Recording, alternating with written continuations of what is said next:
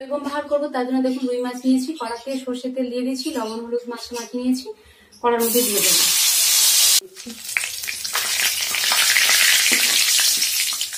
পেঁয়াজ কুচি,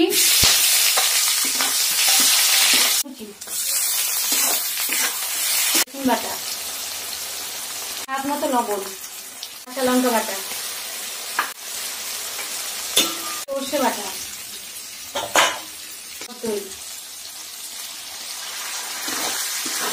সামান্য জল দিয়ে দেবো,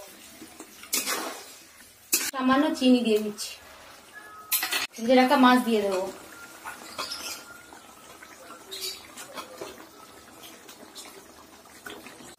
গরম মশলা গুঁড়ো দিয়ে দিচ্ছি।